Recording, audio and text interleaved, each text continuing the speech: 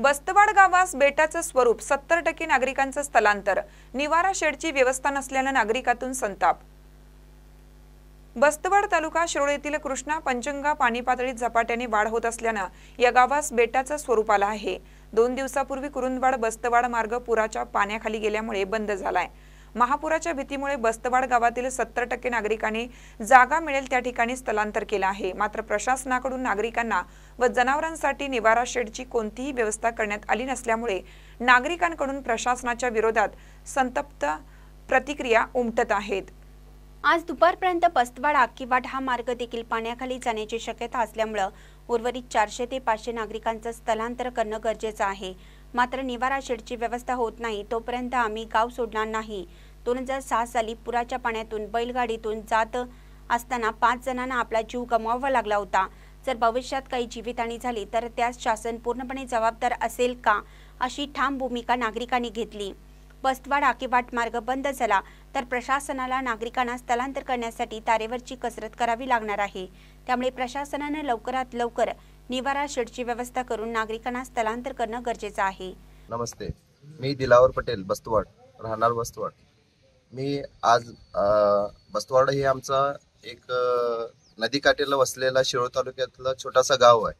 गावची लोकसंख्या जवळपास 2400 गावची लोकसंख्या आहे आणि वारंवार ज्या वेळेला 2005 ला पूर आला, 2021 ला आला, 2019 ला आला, सगळ्यात अगोदर बस्तवाड हे गाव पुराच्या विळख्यात जाणारा गाव म्हणून ओळखला जातोय। आम्ही गेले 3 पूर बघितलेले आहेत आणि 3 पुरामध्ये गावची एकत्र होऊन आम्ही गावच्या लोकांना बाहेर काढलेलं आहे। आज पुराची परिस्थिती खूप गंभीर आहे।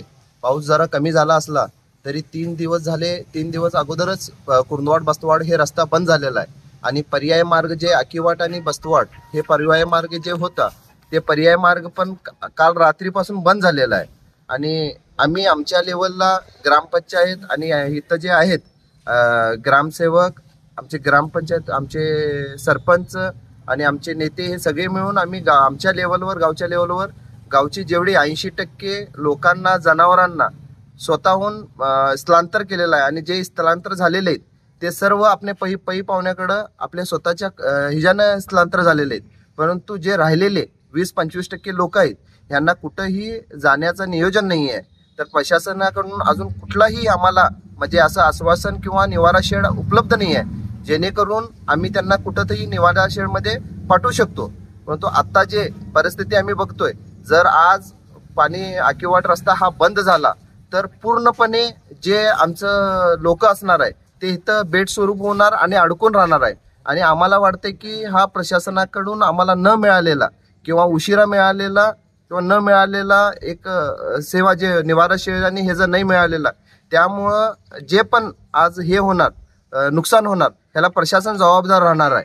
आणि जोपर्यंत निवारा शेड किंवा हे मिळत नाही आम्ही इथनं गावातनं बाहेर जाणार नाहीये। आज 2005 पासून येणाऱ्या महापुरामध्ये बस्तवाड गाव हे रेड झोनमध्ये आहे। गावची परिस्थिती आता गंभीर आहे। शासनानं अजून कुठलाही निर्णय दिलेला नाही। आम्ही ग्रामपंचायतच्या वतीनं, गावकऱ्यांच्या वतीनं, सहकार्यानं गावातील जनावरे व आपली जी स्थानिक लोक आहेत त्यांनी स्वतःहून पै पाहुण्यांच्याकडे गेलेले आहेत। जनावरे स्वतःहून त्यांनी बाहेर काढलेले आहेत। शासनाकडून कुठलाच निर्णय नाही आहे। तरी आम्हाला शासनानं ताबडतोब निर्णय द्यायला पाहिजे। आतला बस्तवाड कुरुंदवाड हा रोड बंद आहे आणि बस्तवाड आक्कीवाट सुद्धा आता बंद झालेला आहे। तरी अजून शासनानं आपल्याला काही आदेश दिलेला नाही आहे। शासनाचा निष्काळजीपणा जो आहे, आता आपल्या गावामध्ये काही नुकसान, जीवितहानी झाली तर त्याला शासन जबाबदार राहील असं आमचं ठाम मत आहे। शासनानं अजूनपर्यंत कुठल्याही आपल्या बस्तवाड गावाला मदत दिलेली नाही। आश्वासन देत चालले आहेत पण मदत नाही आहे। आज रोजी आम्हाला मदतीची गरज आहे आणि त्यांनी मदत ताबडतोब करायला पाहिजे अशी आमची विनंती आहे। आता स्थलांतरित झालेले नागरिक असतील किंवा जनावर असतील त्यांना निवारा शेडची व्यवस्था शासनाने केली काय? नाही, केलेलं नाही। तुम्हाला त्याची काही माहिती दिली? अद्याप काही पाठपुरावा नाही। महानकरी न्यूजसाठी इजाज खान पठाण, कुरुंदवाड।